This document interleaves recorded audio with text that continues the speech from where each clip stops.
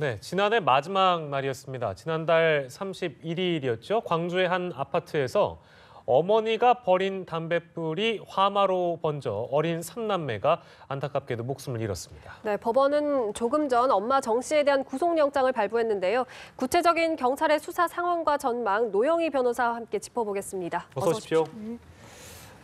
법원이 이렇게 얘기를 했네요. 과실 내용은 물론이고 과실 결과도 매우 중대하다라는 이야기를 했는데 구속이 필요하다면 뭐 근거가 있지 않겠습니까? 어떤 근거로 봐야 될까요? 과실치사든 뭐 고의든 간에 사람이 예. 사망한 사건에서는 일반적으로 구속 수사하는 것이 원칙인데요. 예. 지금 이 경우에는 이제 엄마가 아이들을 죽게 만들었다는 점에서 일반 다른 사건하고 조금 달라서 예. 사실은 이게 반드시 구속이 필요한지 여부는 조금 생각해 봤어야 될 문제이긴 합니다. 그러나 아마도 이제 이 친모가 이제 말을 자꾸 바꾸고 번복하고 예. 그다음에 그 심리 상태가 사실은 안정적이지 않은 상태인 것 같기도 하고 이런 여러 가지 것들이 이제 복합적으로 작용을 한 데다가 중대한 결과가 발생한 상황에서 이 사람을 풀어주게 되면 증거인멸이나 도주 우려가 있다라고 판단을 해서 아마도 그 영장이 발부된 것 같습니다. 네.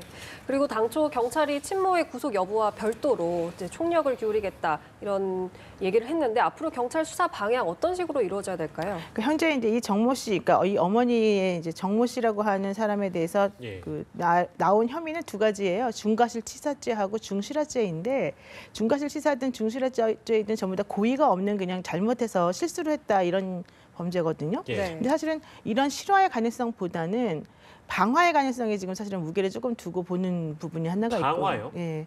왜냐하면은 이 당시 정 씨가 불이 난 걸 인지하고 난 다음에 한 행동들이 사실 상식적이지 않기 때문에 혹시라도 일부러 아이들을 뭐 이렇게 잘못된 방향으로 하려고 생각했던 것은 아닌가라는 생각도 좀 하고 있어요. 그러나 아직까지 현장 검증에서는 그런 게 나오지 않았기 때문에 조심스럽게 지금 접근을 하고 있는 중인데요.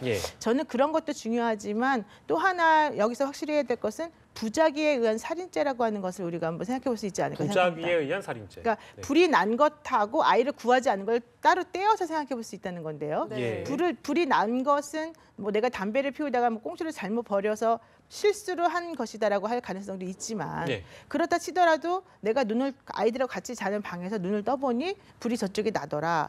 그렇다면 일어나서 엄마니까 당연히 자신의 보호를 필요로 하는 아이들을 먼저 깨우고 데리고 나와서 대피를 시키고 그리고 119 신고를 하는 것이 기본이거든요. 근데 지금 이 어머니의 경우에는 그냥 처음에 이제 물론 그 이후의 진술도 많이 오락가락하지만은 본인이 일어나 보니까 불이 붙어 있어서 일단 자기는 아이들에게 잘 자라고 이불을 덮어주고 나왔다는 거예요. 상식적으로 생각해봤을 때 불이 나는데 이불을 덮어주게 되면 오히려 질식사의 위험이 더 커지게 되는 거고요. 특히 지금 겨울이기 때문에 소미불이 무겁거든요. 이 아이들이 15개월짜리이고 2살짜리고 4살짜리라고 한다면 아이들이 밤에 잠을 자다가 갑자기 불이 나는 것 같아서 일어나서 깜짝 놀라서 움직이려고 할 때 이불이 엉켜서 사실은 좀 빨리빨리 못 일어날 가능성도 있는데 오히려 이 아이들을 그렇게 편하게 해주지 않고 이불을 덮어주고 나왔다는 것도 상식적이지가 않아요. 게다가 본인 얘기는 뭐 방에서 전화를 베란다 나와서 구조 요청했다고 하는데 구조 요청도 결과적으로는 남편한테 먼저 계속 했단 말이에요. 전화 받지 않는 남편에게. 원래는 우리 같으면 119에다 전화를 해야 되는 게 맞잖아요. 그러니까 그런 것들도 보면 사실 상식적이지 않은데 더더욱 중요한 것은 나중에 방화의 이 불이 난 곳이 어딘가 살펴보았더니 방에서 난 것처럼 지금 이 현장 검식이 나오고 있거든요. 그렇다면은 방에서 불이 난 것이라고 하는 것을 왜 방에서 났다고 말하면 되는데 왜 그런 말도 안 하고 갑자기 베란다 나가서 했다 그러고 말이 왔다 갔다 하느냐 이런 생각해 봤을 때 엄마로서 아이를 구해야 될 의무가 있는데도 불구하고 구하지 않고 그냥 나왔다는 것 자체가 물론 뭐 아주 확정적으로 난 얘네를 죽여야 되겠다 이건 아니지만 이 아이들이 죽어도 어쩔 수 없다라고 하는 미필적 고의에 의한 부작위에 의한 살인이 가능하지 않을까 생각합니다. 미필적 고의에 의한 부작위에 의한 살인인데 저희가 지금 방금 그 정모 씨가 진술을 번복한 내용을 지금 보여드렸는데요. 이게 그러니까 지금 노 변호사께서도 말씀을 해주셨습니다만 라면 끓이려 가스레인지에 불 켠 뒤 잠들었다. 그래서 담뱃불 이불에 비벼 껐다.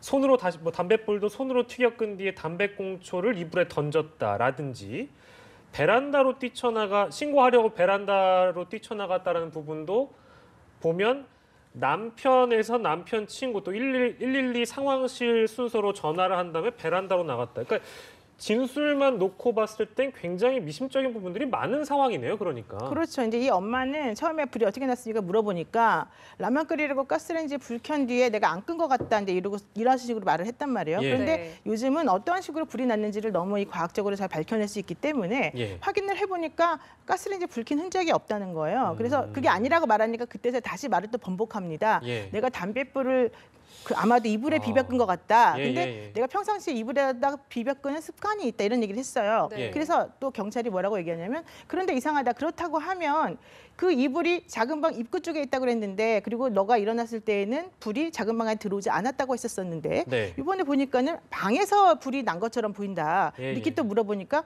아 그렇다면은 손으로 내가 튀겨서 불을 끈 다음에 아마 불똥이 그쪽으로 튀어서 그런가 보다. 예. 또 이런 식으로 말을 바꾸는 거니까 경찰이나 수사기관에서 상황의 설명을 해주면 거기에 맞게끔 다시 말이 바뀌어요. 예. 그러니까 이런 것만 보더라도 사실은 상식적이지 않고요. 예, 예. 더 중요한 건요. 남편이 이 부인하고 사실 살면서 중학교 때 만나가지고 동거하다가 아이를 낳고 살면서 생활고에 시달렸단 말이에요. 그래서 예. 나흘 전에 이혼을 하기로 하고는 둘이서 같이 살고 있었어요. 예. 그런데 남편은 평상시에도 와이프가 나 죽어버리겠다 이런 말을 되게 많이 했기 때문에 예.